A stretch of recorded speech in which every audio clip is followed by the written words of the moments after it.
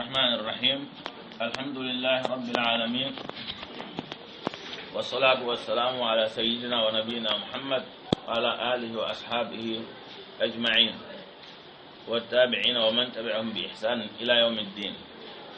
نبتا ولا من كنا نبتا أجنّا لكولتو أنيمولو أمسونيم مالو نيمول بلا دون تانولو سيدي تانولو ترى دولار من تانولا دوم تانولو الحمد لله فين فداوتو القرآن آية جماعنا تا ولولا وموسى نيالو ولوكا parce dunia tal kuje so ko do tay intiko dunia tal men data do tulaje wonte ko en fudu muso men data cewa anem fudu cewa men data muso e ma ko e wol tuje om rahbaniya wo mo min kitabu dun kellam molle ka ibambula ko la alma asave kunna wa rahbaniyatan ibtada'uha ما كتبناها عليهم كيف نالي أولي على الدنيا درون ينهم كم إلا ابتغاء رضوان الله فعلى الدنيا ينهم على كباري إلى تونغاي فاي قوم كسلت وقال يمنع لن دينه فما رعوها إما نيا وسنسنو أكر رعايتها أكان تنيا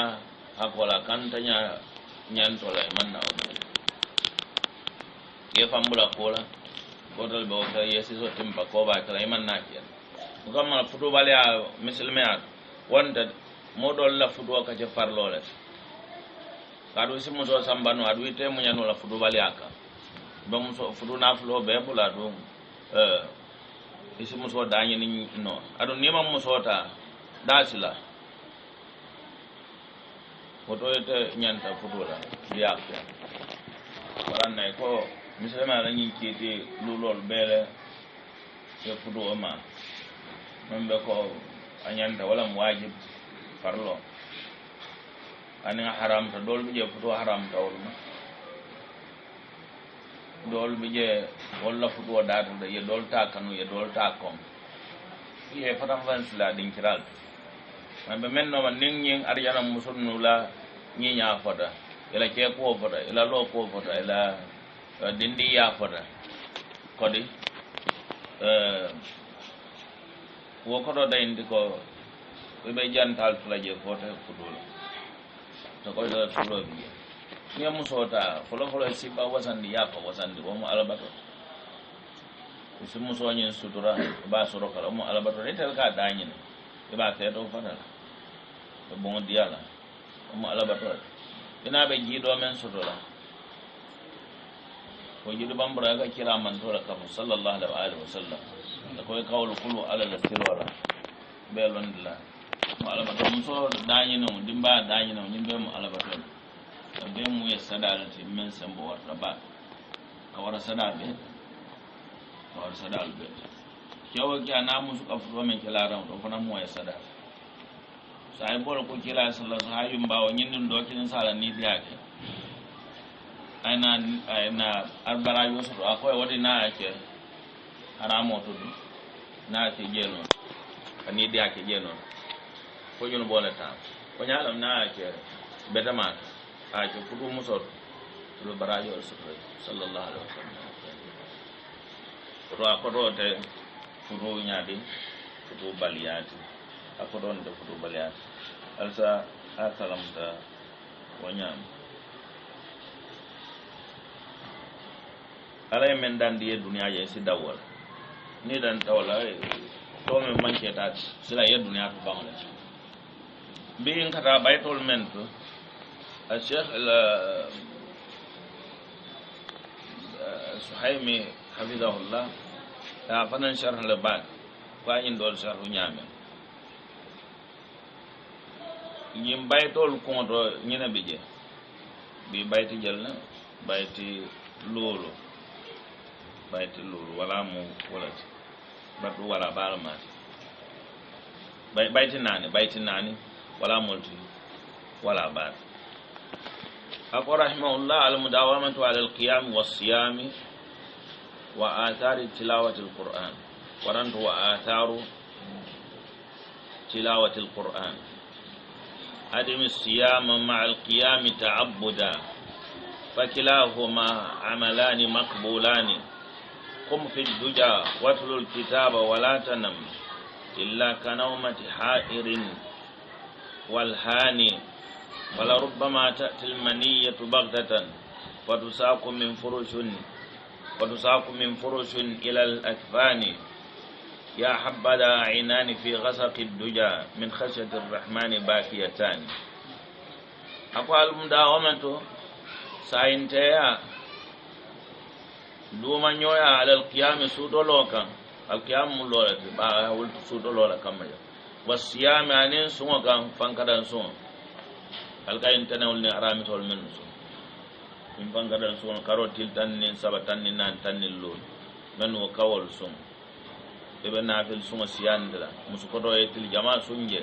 yaɓanna ala til tan folo til kononto ɓee suŋ ala men no notindiyala ye til woro suŋ sunkaro kore an sunkaro o man ɓe fankadan suŋol le la fal lafaraŋo ɗo men mo naafel wala lafaraŋo le ɓawo suŋol ke gol ka jama suŋ sunkar kono kila fanka sunkar kono ka jama suŋa kono sallallahu alaihi wasallam anin ka suŋ ɓi sama yemin silindi yesom siyamu Dawud modol bewol bel ako kadi sayinte ya sumo kan ako wa atharu tilawati alqur'ani ni alquran karango nolo nimmo ka alquran karaka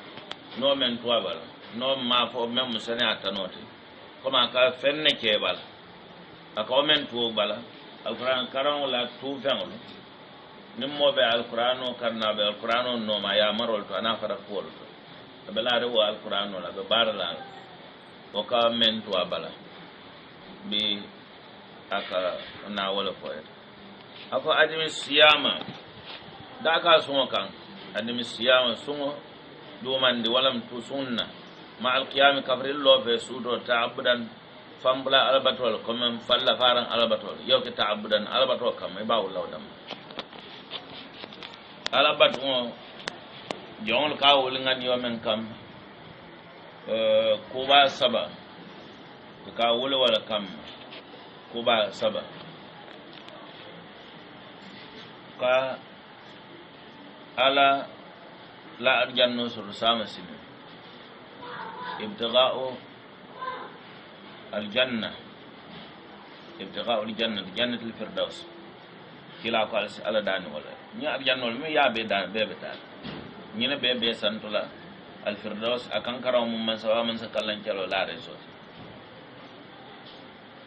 naalo arjana dan la fasalullah alfirdaus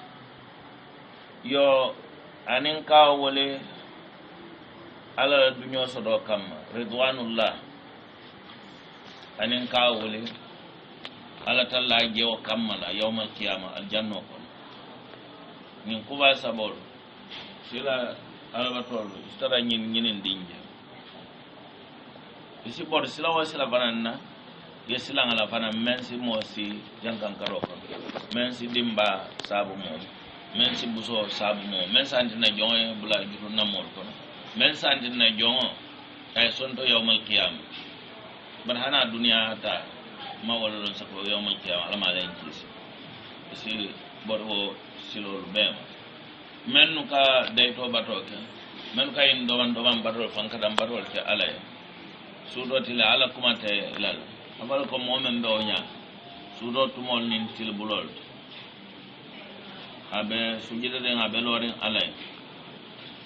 abe silanding alqiyamah abe jikrin ala hinola alla nemo abe jikrin wala alay o yonken dol jayi amman huwa qanitun ana al-layl sajida wa qa'ima yahdharu al-akhirah wa yarju rahmat rabbih alabado kawli ni inna ya aljanna soto yetan ka dimba ya ala dunyo fanan soto ya ala fon geno yawmal qiyamah talaba lil janna jannatul firdaus وابتغاء مرضات الله عز وجل والنظر إلى وجه الله الكريم تبارك وتعالى والنجاة من النار سجن بيسري العذاب دول كافل كو على ni ka batu nyin kamma ko se arjana sudani tan ka dimba itam julolet saybe firol e ko firlal la kaw wala ala bato ke nyin to don ka ala kan don kano damma kam yen don dawol ala bato toya kan foro ka prenga waran do fe wala ala bato ni julolet bara bu kata jiko ni maslam ko jiko ni maslam kuno men mo ala bato kan foro ni ala warandote ay kampam fulol mu jiko ni maslan jiko wala mu dampandote dampam fulan jawmo maslan ka jiki ala la ko abe kula kele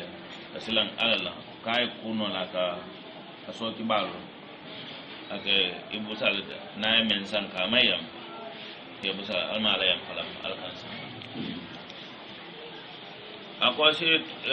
tuwo jala alabatu kamala fakilahuma tuma sungo anin sudo nafilo ifulo tuma ma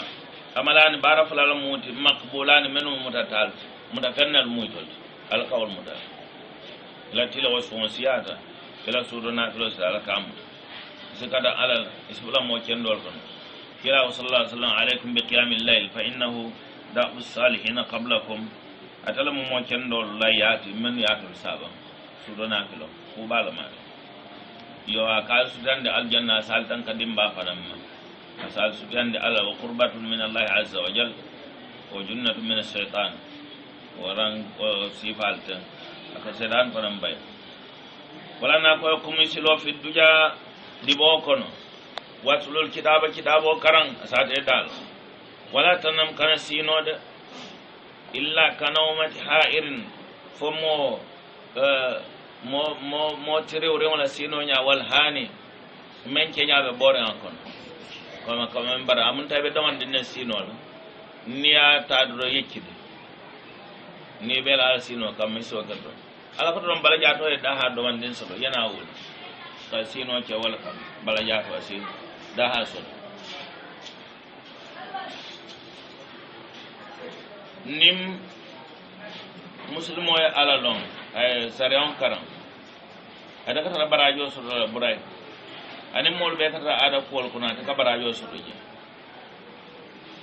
ngani yo lonnal ke dolla jula am ngani yo ila firba ngani yo ka ba anniyatu tijaratul ulama na be la sinola a woni nyin kam ko mbal ya to sidda ha sur rasi na balto ferin ka wala ala batol alaw barajo nawul tawassino la alora salo kono barajo abu hurairah radhiyallahu anhu akonte inni la ahtasibu nawmati kama ahtasibu qawmati ndakanna sino baraji nyinin na konkanna lo baraji nyinin nyamna na salo lo ka baraji nyinin nyame na sino ta an fawfani ka wulwa ye do mar nyinna balo si bambang sodo ye fan ko sodo ya alabatu kolki ibe domoro sodo kono fa sodo barajo fanam beso nyinne anyola yo men ye sari an ko lonta e kangan ya wal ka to barajo sodo barajo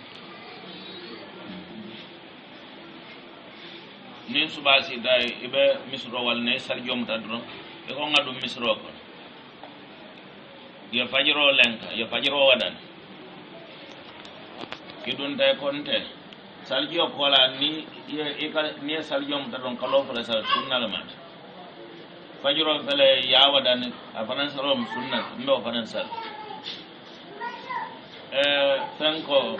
ni dun da misro ko ka misro konton sunnal mat kodi ye ngani sabol be kafu wolo fulo kamma be be sur laje be yola ciow ye fajiro la sal idele misro kondo sal jumu da ko Allah fulo ide kilo ya sa ya londol kayim bonde kodi walantinna londo tio lonna afata lombalti baaje ko nyaade lonna sara lombalti ko nyaade faqdi ala islam ko inde kila sarata albe mo domande ko nyami mais ye molu be dan ali moɓe momen dan kila e umari dan ñamen ya kila sallallahu alaihi wasallam moɓe dan kode misali malum fal kamoy ko Musa Ibrahim Nuh Isa ibn Maryam ibe mu kila rema annabi mo lamut ibe ulul azmi kon kila e dan ba ka fame dan ba ay dan ñamen fay say bolu daw wala ñama bam fondu ay daw men ki say bolu wala warta ñunu dam ay say bolu dan ñamen ane tabi'inul dan ñamen jumala warta ay tabi'at ay tabi'inul dan ba saybol man fulan bar tabi'inul fanan wal fanan kola khairun nasi karnewol be samanta mol be sama karni na karnewol baldo sanyi ke momen ko gola ke momen be laade wo kan walla be wolno ma samanta ya non sila kema fulanja ay walla dan kasaya yin keme folo yin baraye be dan summa alladina yaluna okola men kabula wolno ay wol fanan dan ko de yo kola adu anin toldo nem fanalu be koros mbe korosi la comme cela mbe ode mbe karle dan yan kila yo mari dan baake ni misal ta yo kila ya mo doro nay wol dan kemela anata say bol dan keme sabara anata men be wol ay wol dan kemelul men wol be wol no ay wol dan keme woro wula anata na nyin dolu keme say keme konon adata fo ay dol da wuli kilin sa anata ay dol da wuli kemela mbe ngamen da do dan na jella ay wadam million la waran dambal ha yo walam sudona flo nyin ate kumata ba kumata kasiyan mo kende kendol la manku dole mata ba ala ko tata jafa aka jamfa nyoya junubuhum mo kendol karol ka jamfa nyoya anil madaji'i kusajol made ila larang le karol ka jawol ke jamfa nyoya ka bokan yad'una rabbahum kay mari ala lebato ka wala kile ka dane kodi khawfan maslan kan wa tama'a anin jiko kan wa mimma anin femden do razaqnahum ala nge harje men na wojonglu yunfikuna kan ni rokel kabod ga soroke ni ka sa sudo na filoke e ka jongol fanan nafa ka soroke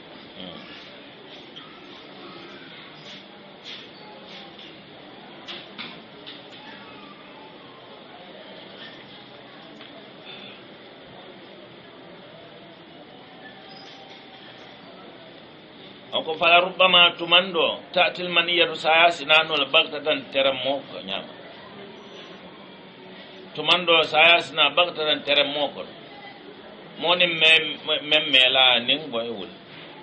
moli la do ikon nabra ka jal janna say ayba boto berembi amado sanne nya sodoke bisa mai kana fenje ikana mone bawo nya sodobe sukulala ko rahimahullah ci lol be tambile ta to safaro nyaaso to wato aha ite bandingo cefato ka do balandi ko buga kuma tanta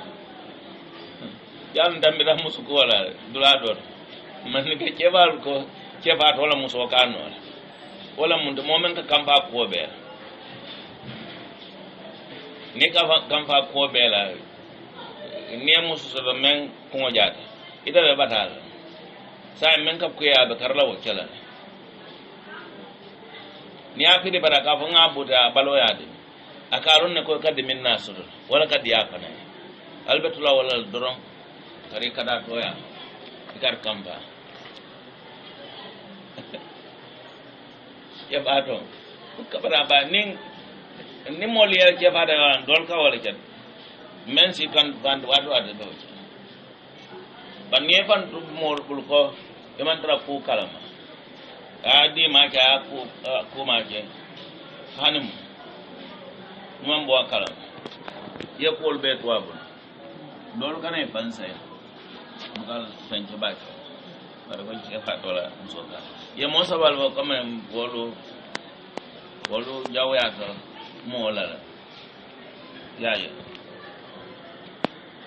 doomu dinde wala dinde on fanan jawya to muso bar dinde on ni muso anen modo o to man kunja folo